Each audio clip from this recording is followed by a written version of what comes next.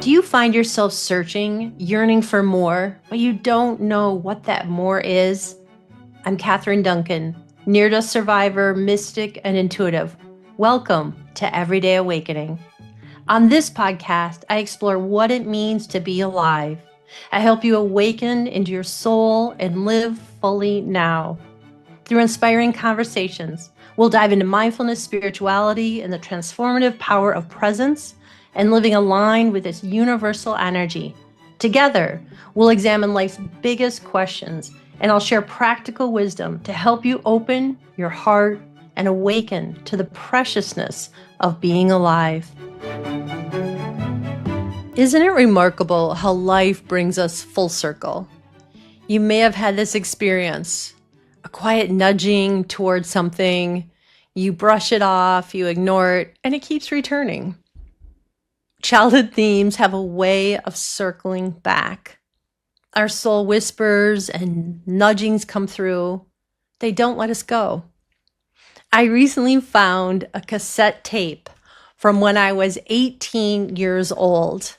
While unearthing my 97-year-old mother's home, my siblings and I, we moved her from independent living to a group home. And I found files in my father's file cabinet. He's been gone 19 years, and the files had the name Catherine on it. And I found this cassette, and the cassette, the label on it said Catherine Senior Assembly Speech. I was 18, standing in front of my entire high school, giving a talk on not taking life for granted and how being alive is a gift. Lessons that I had learned from being 11 years old, facing childhood cancer and looking directly at death back then at 18. Do you remember what you were thinking about and caring about back in high school? Here's the recording. For many weeks, the pain in my right leg continued. The pediatrician had told me that I had probably pulled a muscle and suggested to keep an ace band on my leg and stay off of it. My family and I didn't have a second thought about it. We assumed that I had stretched some muscle, like many of my other brothers and sisters had. I took for granted that this was just another small problem. However, the pain persisted. I saw a specialist, and his diagnosis was that I had cancer in my right leg. This ended, for me, taking things for granted. The doctors gave me the frank statistic that I had a 20% chance to live for 2 years. With this fact, I suddenly realized that everything I had might come to an end. For the first time in my life, things that I had always taken for granted became alive and real. But I'm not alone. All of us take things for granted, particularly our health, our family, our friends, our opportunities, and our material possessions. In a past Tribune Dear Abby column, a man states, I'm in a charity hospital with arthritis, tuberculosis, heart trouble, and I'm gradually losing my eyesight. I'm only 38, but I can't remember being free from pain in 22 years. If I could wake up one morning feeling good again, I wouldn't care if my wife, if I had one, flirted with another man. What I'm trying to say, Abby, is that if a person can get up in the morning and go to work on his own 2 legs, he should get down on his knees and thank God. For without help, you have nothing, even if you are rich. Most of us don't appreciate the significance of just being able to get up every morning on our own 2 legs, feeling well. This hit me with stark realism when I learned that my doctors were seriously considering the alternative treatment of amputating my right leg. I quickly realized the vital importance of each element of my body, and I began to think about and appreciate being alive and living each day. Caught up in our busy lives, we all become so preoccupied every day, fail to appreciate how wonderful it is just to be alive and live each day. In the Pulitzer Prize-winning play, The Shadow Box by Matthew Christopher, the character Joe realizes that in his entire life, he never finished one thing that he started to do. Then one day, the doctor tells him, Joe, you are finished. And he realized that his life had slipped by unfulfilled.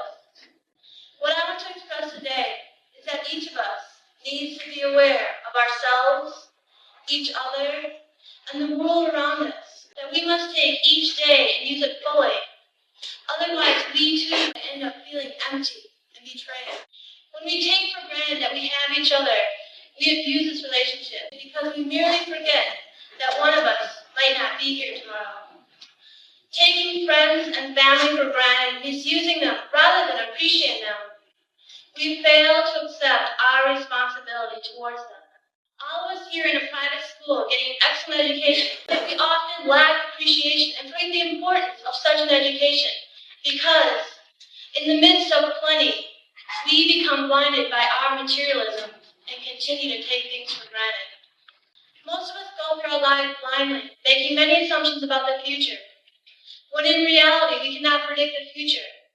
We assume that at age 16 we'll get a driver's license and be able to drive, and at age 17 be able to see R-rated movies, and at age 18 graduate from high school and go on to a good college.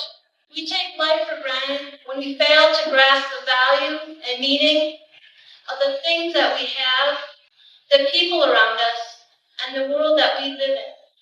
Now that I'm well, I find myself again not always fully appreciating life and its wonders. At times I let small obstacles and failures depress me. So what is the answer to a full appreciation of life? First, we must realize that taking things for granted is a universal failing. Second, we must develop an awareness of the value and beauty of life, of our family, our friends, and our opportunities. Through this awareness, we will begin to live a more real and meaningful life and be able to take greater advantage of our life. Listening back, 3 messages stand out, messages that guide me today. Life is here and now.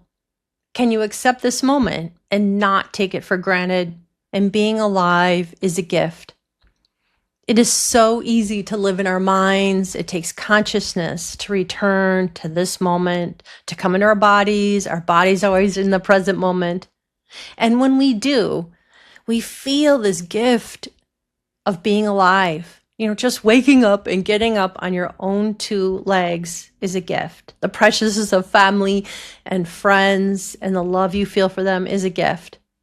Even in chaos, upheaval, suffering, we all still have a choice in how we meet the moment. And I learned this at 11 when I felt like I was walking on a tightrope between life and death. I took a 15-year detour in the corporate world, and I finally returned to that nudging that I felt, what called me as a teenager to study theology, spirituality. I became a chaplain. And I spent years companioning people in life and death and upheaval. And I wrote a book on awakening, what it means to be alive. I invite you right here, right now, to turn inward. What has been moving inside of you? Can you feel the energy of your life stirring within you? Slow down, feeling the preciousness of just this moment, this breath, this day.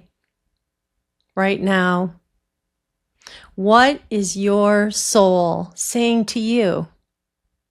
We are all being guided. The question is, how do you feel and experience that guidance? We're not alone, and it's here for all of us. Thank you so much for joining Everyday Awakening. Let's keep the conversation going online. You can follow me on Instagram at Catherine Duncan, MABCC. And to keep up to date on the show, subscribe on iTunes and leave a review. I'd love to hear from you.